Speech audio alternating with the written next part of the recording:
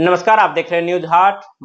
मैं हूं कुमोद कुमार। न्यूज हाट के हेल्थ मंत्रा में आपका स्वागत है। आज हम बात करेंगे बच्चों के हड्डी से जुड़े बीमारी के को लेकर। हमारे साथ बातचीत करने के लिए आरएमएल के डॉक्टर यश दीक्षित हैं। इनसे बात करेंगे आखिर बच्चों को ठंडी में ये बीमारियां क्यों परेशान करती है। इनसे ही जानेंगे कि क्या ये बीमारी है हड्डी से जुड़े जो बचपन में बच्चों को परेशान करती है।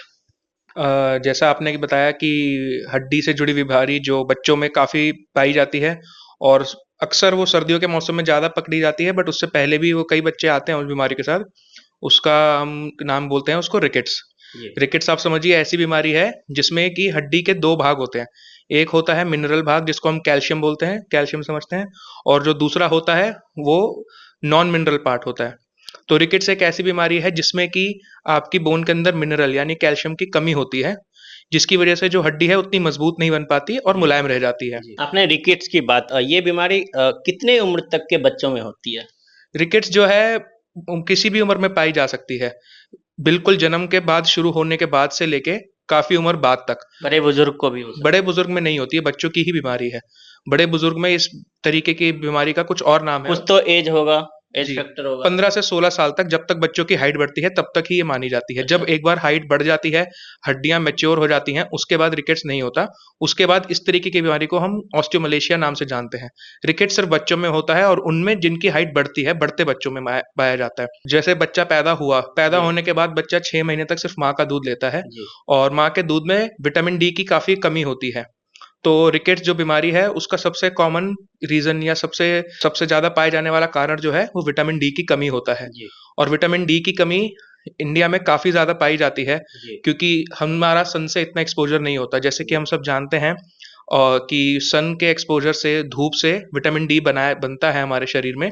तो उसके कमी की वजह से और बच्चों में स्पेशली इसलिए कि माँ के दूध में भी विटामिन डी की कमी होती है, इतना अच्छा सोर्स नहीं होता है माँ का दूध विटामिन डी के लिए, बच्चों में विटामिन डी की कमी हो जाती है। तो बचपन में जन्म के बाद ही जब बच्चे 6 महीने के बाद ऊपर का खाना खाना शुरू करते हैं तो हमें उनको विटामिन डी से युक्त खाना और पदार्थ वगैरह खिलाने चाहिए और डॉक्टर से सलाह लेनी चाहिए। ऐसा नहीं होता है तो कई बच्चे हमारे पास आते हैं, वो बड़ी कॉमन कंप्लेंट्स जो लेकर आते हैं वो है जैसे पैरों में दर्द। कौन से मौसम में ये? सर्दियों में ये ज्यादा सर्दियों में पाया ज्यादा। जाता है। बच्चे आते हैं पैरों में दर्द लेके, घुटनों में दर्द लेके। तो ज्यादातर हमारे यहाँ पे माँ बाप जो है इनको इग्नोर कर देते हैं ये समझ के कि बढ़ते बच्चे हैं, दर्द होता रहता है। बट ऐसा नहीं है, कई बच्चों में इनमें विटामिन डी की कमी की वजह से होता है, रिकेट्स की वजह से होता है। उसी टाइम अगर हम डॉक्टर से सलाह लें, उसका सही इलाज कराएं उस बीमारी का, तो हम उससे बच सकते हैं। वरना यही बच्चे जो शुरुआत में दर्द लेकर आते हैं, जब बड़े होते हैं उनकी हाइट अचानक से जब हम देखते हैं बढ़ती है, ग्रोथ स्पर्ट जिसको कहा जाता है, लड़कियों में 10-12 साल, लड़कों में 13-14 साल के आसपास, तो वो मुलायम हड्डियां जो हैं वो टेढ़ी हो जाती हैं। फिर यही बच्चे जब थोड़ा बड़े हो जाते हैं, 12-14 साल के, 10 साल के हो जाते हैं, तब हमारे पास हड्डियों में टेढ़ापन लेकर आते हैं, जिसमें आपने सुना होगा एक नॉक नीज नाम से हम बोलते हैं, घुटनों का अंदर की तरफ आना और हाथों में जो कलाइयां हैं वो मोटी हो जाना। तो ये कई लक्षण हैं जो बच्चे फिर बाद में लेकर आते हैं। इसलिए इसको हमें शुरुआत में ही पकड़ना बेहतर है और सबकी सलाहों के बजाय डॉक्टर से सलाह करना बेहतर है।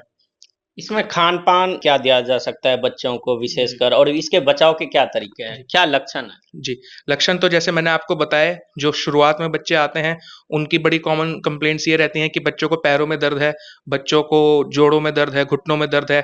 कुछ बच्चे जो स्कूल जाते हैं, उनके माँ-बाप ये भी कंप्लेंट करते हैं कि बच्चे फोकस नहीं कर पाते, एकाग्रता नहीं मेंटेन कर पाते, एकाग्र नहीं रहते हैं पढ़ाई में।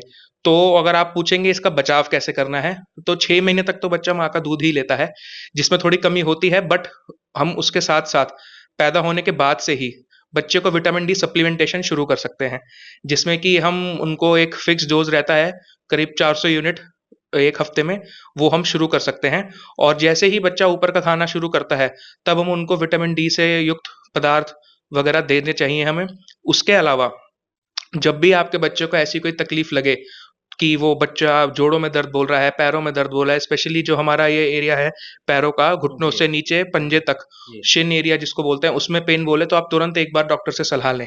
तो बचाव का तो यही तरीका है, विटामिन डी सप्लीमेंटेशन देना, एक डॉक्टर से डॉक्टर से मिलके? जी, डॉक्टर से मिलके विटामिन डी सप्लीमेंटेशन देना। और आप पूछेंगे कब से शुरू करना है, तो जन्म के बाद से कुछ समय में ही हम शुरू कर सकते हैं। घरेलू कोई उपाय, खान-पान? खान-पान तो बच्चे को अच्छा खाना खिलाएँ, मिक्स डाइट खिलाएँ, जिसमें कि विटामिन डी के स्रोत भी हो और इसके अलावा अगर आप पूछेंगे इसका इलाज क्या है, जी। तो हम विटामिन डी, जब बच्चा हमारे पास आता है और हमें लगता है कि इसको विटामिन डी डेफिशिएंसी रिकेट्स के लक्षण हैं, तो हम उसके कुछ खून की जाँचें कराते हैं जिसमें हमें विटामिन डी के लेवल देखते हैं।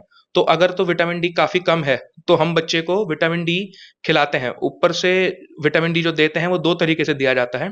एक तो आपको खाने के साथ दिया जाता है, दूसरा आपको इंजेक्शन दिया जाता है। जी। अगर विटामिन डी विटामिन डी के इंजेक्शन। जी, अगर विटामिन डी की काफ़ी कमी होती है तो हम एक इंजेक्शन भी देते हैं, जिसमें काफ़ी भारी मात्रा में विटामिन डी दिया जाता है, उसको जी। लोडिंग डोज़ बोला जाता है। जी। क्या एक बार ही इंजेक्शन पड़ता है विटामिन डी की या फिर कुछ हफ्ते गैप पर?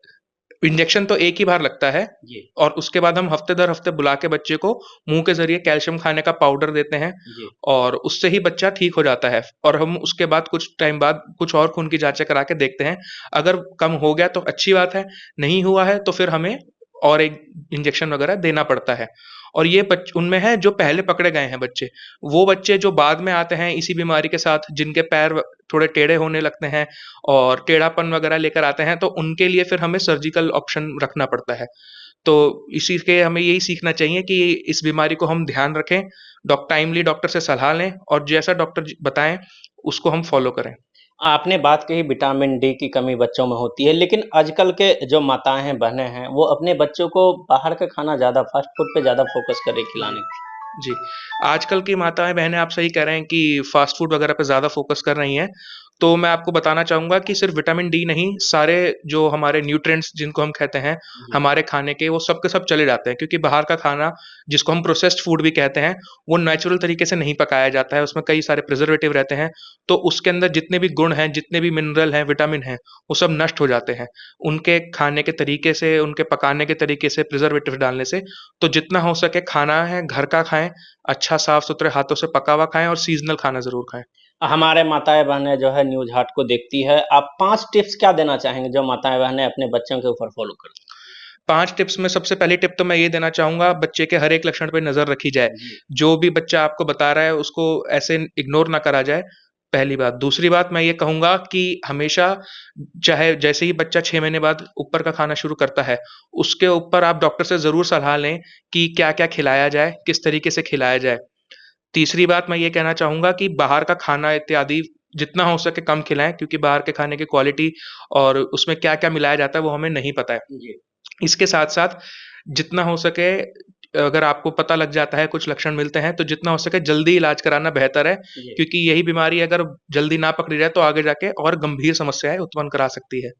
तो यही मेरी सलाह रहेगी और उसके अलावा तो यही है कि आप सर्दियों में सर्दियों जाते-जाते में जाते-जाते जो है, ये लक्षण ज़्यादा हो जाते हैं, तो ख़ासकर ध्यान रखना है और अपना खान-पान का ध्यान रखना है। चलिए ये थे हमारे साथ बातचीत करने के लिए आरएमएल के डॉक्टर यश दीक्षित जो बच्चों में होने वाले रिकेट्स जो बीमारियां हैं उससे कैसे बचा जा सकता है उसको लेकर इन्होंने पूरी जानकारी दी। आपको ये जानकारी कैसा लगा आप अपनी राय कमेंट बॉक्स में दे सकते हैं। तब तक देखते रहिए न्यूज़ हाट। धन्यवाद।